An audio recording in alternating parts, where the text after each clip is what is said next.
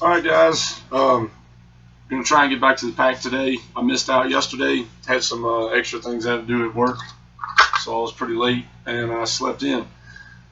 So, like I said, I'm gonna try and get into the organization of the pack. I hadn't been through mine pre-run, so we'll just go through it. That's kind of like my summer weight right now. All of my stuff is pretty much sealed in kind of like its own bag or its own compartment or something. Not because I think that my gear needs to be waterproof, but because I sometimes have a need for that waterproof container, and I don't need it just my stuff being somewhere and the container. So I put all the stuff inside the container. It helps save a lot of space. I keep a lot of these waterproof snappers. Like I said, this one's got key rings and lighters in it, because there's no reason to be striking on flint and steel if you don't have to do flint and steel. We do live in 2016, so if you can get it done with a lighter, there's no shame in that. There's no reason to try to be hardcore all the time for your fire kits. You'll also see that throughout this stuff I'll have kind of the same items but in different places, because I lose stuff just like everybody else, but I have a bad tendency of losing a lot of stuff. This is a 550 cord. I got it from Walmart. This is a cheap camping clothesliner container. I can wind up a whole bunch of 550 cord for it. On the side of my pack, which is the easy access, is where I keep my field knife that does most all my work. I've had it a long time, long time. I use a Damascus. It's a custom blade, my own design, brass hilts. It's full tang all the way down. Has blood letters in the top, curved surface to be able to be used on. I beveled down the brass to allow for my thumb to be able to sit on control, and then it also has a large backdrop for you to be able to put more pressure. Full handle, staghorn handle, and like I said, it's Damascus. It's pretty nasty right now because, well, I use it for hunting and such. But overall length, I don't really know. It's pretty. I got really big hands, but it's pretty big. I use it for everything. Skinning. I don't really do much batoning because I usually carry a camp axe or something. But skinning, I've used it for sticking hogs. I've used it for just about everything. And I keep it in a leather case. I don't have a crazy Kydex or anything like that. Leather does good because it fits inside my boot most of the time. I did expand the leather catch on it. I made a different one that was a little bit longer, so that when it's in my boot, I can draw it straight out, as opposed to it being in a retention. Keep a camp hammock in the top for just whatever. Always have a few changes of socks, couple shamogs that go in through the top of that for whatever is dusty or you need to cover up because you didn't bring any sunscreen. Of course, my camp stove on the other side, and then I keep a dry bag. This is just a foldable dry bag. I'm not going to unfold it because it's a pain in the butt to get all the air back out of it.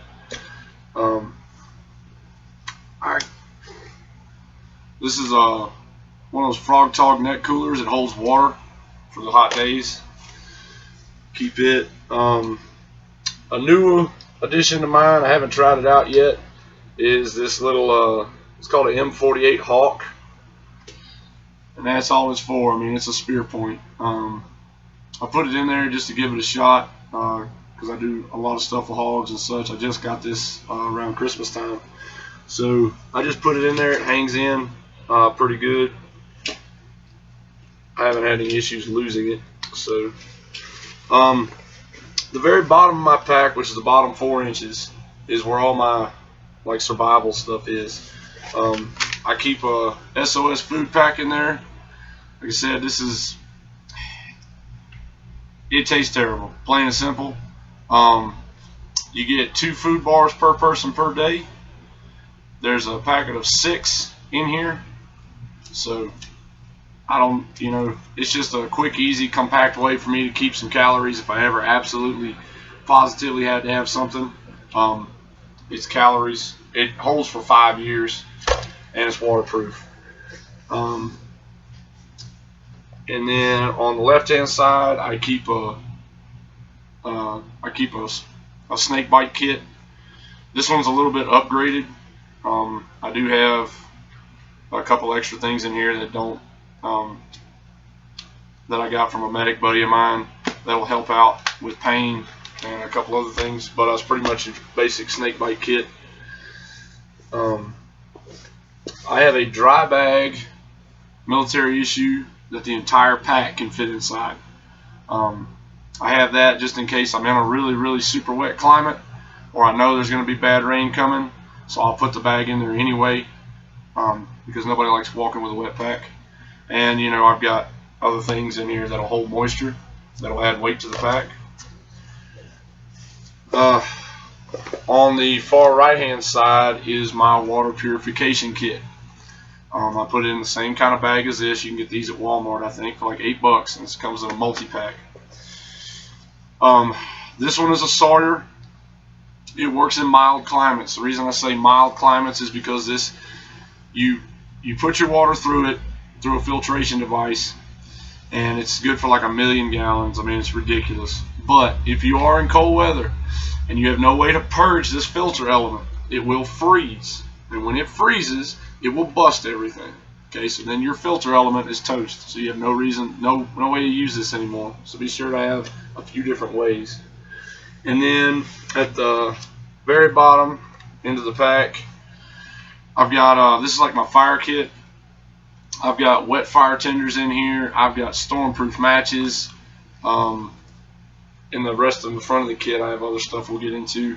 I also have road flares, because there's nothing more irritating than being in the pouring rain and you're cold and you need a fire, and you can try and sit there and do the whole Indian whisper thing and blow into the tinder and work it all up, or you could strike a road flare and kick it off at about 9,000 degrees and actually get a fire going, so you're you get warm.